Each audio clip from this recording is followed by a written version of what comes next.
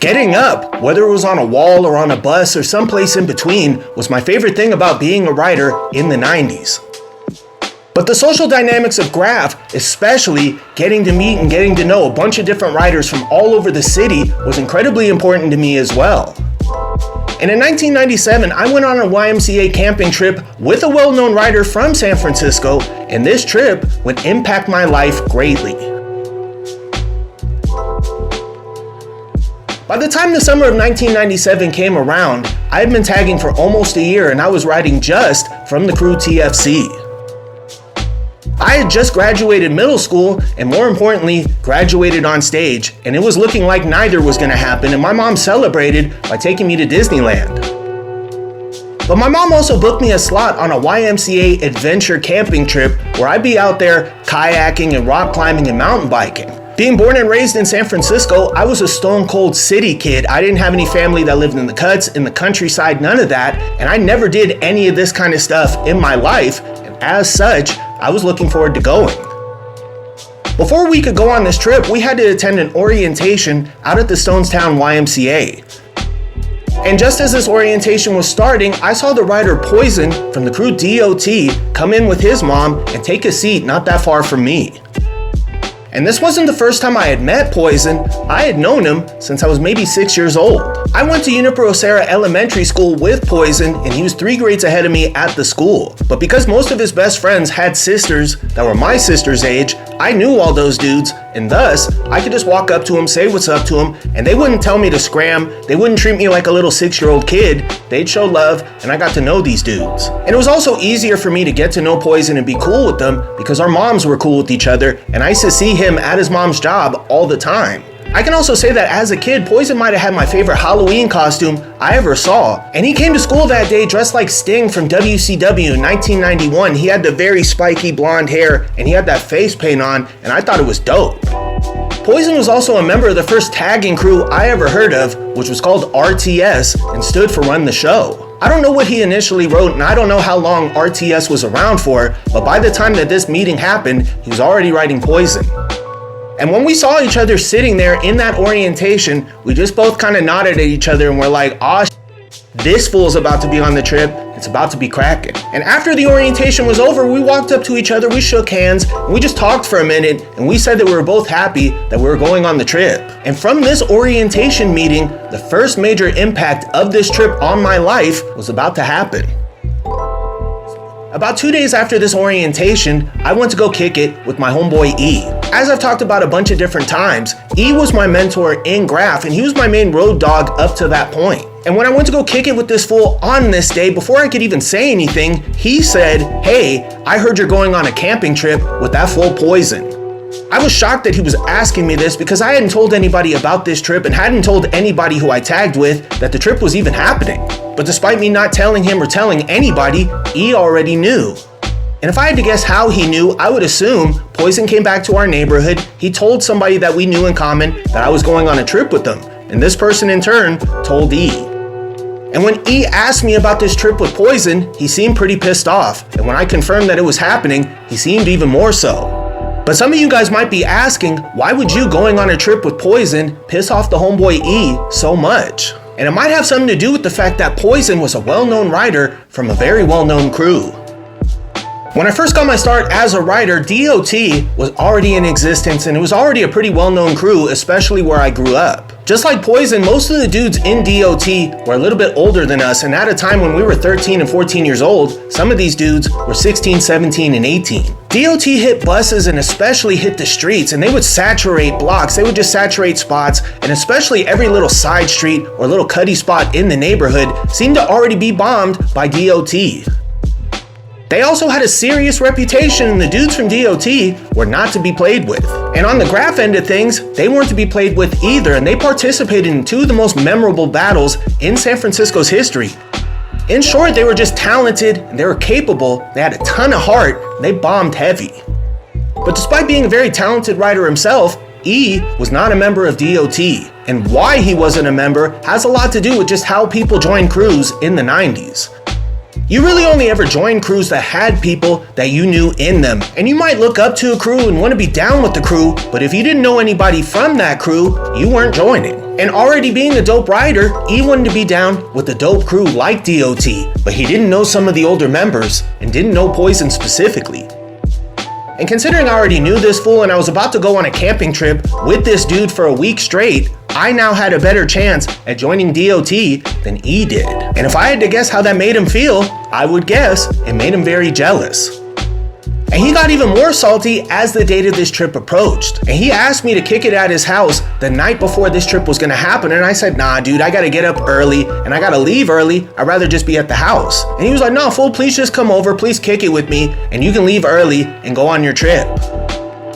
After some back and forth, I said, screw it, I'll come over there and I'll kick it with you. But as we started talking about the trip, this fool started tripping. This wasn't the first time this dude did this, and to be honest with you guys, I was really tired of this fool acting this way. So when he started tripping and talking reckless, I started talking reckless back. He got even more pissed off by me talking back, and as we were going back and forth with each other, he let me know that we weren't boys anymore and he was kicking me out of TFC. Given that it was already pretty late when this happened, I just decided to go to sleep. And in the morning, without saying anything, I got out of there. And while this fool was probably just trying to ruin the trip for me, ultimately, he ruined our friendship. We never kicked it again.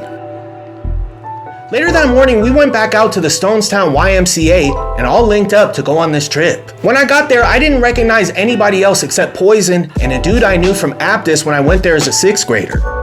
This adventure camp was based in the Bay Area, but our base camp that we would stay at was a couple of hours from the city. And as soon as we got to this base camp, the dude that I knew from Aptus stepped to me and Poison and let us know that he had a little bag of the green. He also let us know that he didn't have anything to roll up with, and ultimately, this dude pulled out his Bible, ripped out a blank page, and rolled up with that. This was a pretty regrettable thing to do, especially considering that this dude had some bammer. But this dude from Aptus, the homeboy Poison, a Japanese fool named Genki who almost never talked, and a violin player from the Ukraine named Cyril became my roommates, and we kicked it tough during that trip. But of all these dudes on the trip, naturally, me and the homeboy Poison kicked it the most. But when it came to doing some graph on this trip, sadly, we couldn't get up to much. I think we both realized after the fact that we were expecting the other person to bring some markers to use, and ultimately, we didn't have anything. So this meant anywhere that we went, we were hitting duster shots, we were hitting up one flows with our fingers and some dust, and we left tags like that all over the Bay Area. I can also say that our base camp had a whiteboard with some markers that they allowed us to use. And at that time, I was working on drawing mushrooms to replace the T in my name Just. And on this whiteboard, I drew a character of a hippie holding a gigantic mushroom. And afterwards, the camp counselor saw this and stepped to me and said, Connor, I don't mind if you tag on this board, but please don't draw any shroomers. And given that me and Poison stayed in the same dorm and pretty much spent 24 hours a day together, we talked about graph all day. And despite being a bus hopper and bomber myself, Poison was able to give me even more insight into these scenes. And he was telling me a bunch of stories about people I only ever saw up, and I was privy to information I otherwise would never hear. But it wasn't just one-way traffic, and Poison was especially interested in hearing about TFC, hearing about my involvement, and how I joined the crew. But most important to me, when I tagged in front of him, he thought it was dope and gave me props. But graffiti aside, I also got to know Poison, the human being, a lot better. And there was one thing about Poison that shocked the hell out of me. And that was this dude was like a live off the land, Grizzly Adams, super outdoorsy fool. Mind you, Poison is a city kid. He grew up maybe like 5 blocks from where I did. And like I said earlier, this trip was an adventure camp, and one of the things that we did on this trip was horseback riding.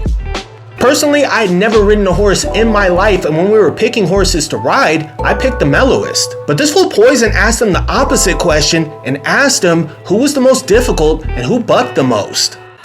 And I stood there in shock as this dude, who was a high-level bus hopper, high-level bomber, jumped on a horse and just charged that thing all over the field, galloped everywhere, and looked like he was born in the saddle instead of being born in San Francisco. And this fool was like this for every activity that we did on this trip, and especially when it came to rock climbing. And at this time, I'm pretty sure he was going to Urban Pioneer, which would explain a lot. This was an alternative school for kids that got booted out of other places or really just couldn't find a way to fit in to a traditional school. This school had an outdoor focus, and I knew a lot of people that went there, and especially a lot of taggers. And a lot of these same taggers, upon going to this school, became environmentalists. Many of these students became tree sitters especially, but a lot of them just came to have a greater appreciation for the outdoors. And the latter is definitely true for the homeboy Poison, who came away with a greater appreciation for the outdoors and especially loved riding bikes. And one day on this trip, we all went out to Angel Island for a bike ride. And the second major impact from this trip on my life came on this day. After riding for about 35 minutes, we all decided to pull over and take a quick break. And the homeboy that I knew from Aptus was drinking everybody's water, and after taking a major sip of somebody else's water, he asked if he could have some of mine. And I was like, my man, I just saw you drink all that water. I don't think you need any of mine, and how about we save this for when we need it later? And this dude looked at me, he got angry, and he told me something was gonna happen to me. About 10 minutes later, we were riding again on a very gravelly path, and we're going around a curve on a road. My bike had some very thin tires, and as I was going around this curve, I picked up a lot of speed. But as I tried to maneuver my bike, the bike went this way, and I went over the handlebars and started tumbling down the hill and ended up smacking my head on a rock. I smacked my head on this rock so hard that the rock went through my helmet and almost went into my forehead. And the first thing I thought was, Connor, you usually don't wear helmets, and had you not been wearing a helmet like usual, that rock would have went through your forehead. And if at the start of this trip you asked me, what's up, Connor? How would you feel about crying in front of the homeboy Poison? I would have told you that's the last thing I want to do. But when I came to this realization and everything was making sense to me, that's exactly what I did. And I started crying uncontrollably. But all the same, this fool ran down that hill and picked me back up and got me on my feet. And before I went on this trip, my opinion of the homeboy Poison was already pretty high all the way going back to second grade. But when the trip was over, my opinion of him was even higher. But after having this accident, riding bikes caused me a lot of anxiety. And within a year of this accident, I stopped riding bikes, period. And between this accident and falling out with my best friend before the trip even started, this trip impacted my life way more than I thought it would.